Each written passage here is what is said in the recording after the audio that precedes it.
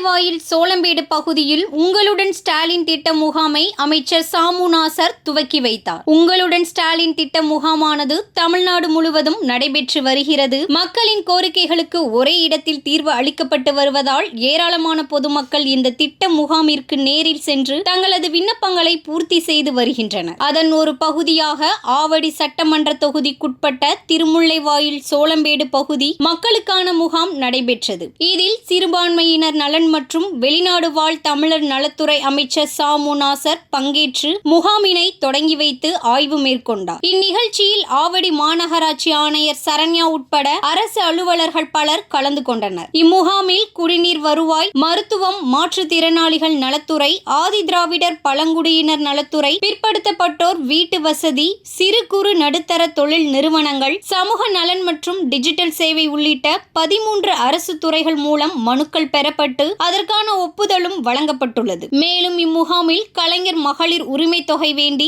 திருவள்ளூர் மாவட்டத்தில் மட்டும் 27,000 பெண்கள் விண்ணப்பித்துள்ளனர் என்பது குறிப்பிடத்தக்கது. பின்னர் செய்தியாளர்களிடம் பேசிய அமைச்சர் நாசர், ராஜராஜ சோழனின் ஆட்சி பொற்கால ஆட்சி என வரலாற்று பேசப்பட்டதை போல முதலமைச்சர் மு.க. ஸ்டாலின் அவர்களது ஆட்சியும் பொற்கால ஆட்சி என புகழாரம் சூட்டினார். தொடர்ந்து பேசிய அவர், முதலமைச்சர் எண்ணற்ற திட்டங்களை தீட்டி தமிழ்நாடு மக்களுக்கு நலத்திட்டங்களை அளித்து வருவதாக பெருமிதம் பேசினார்.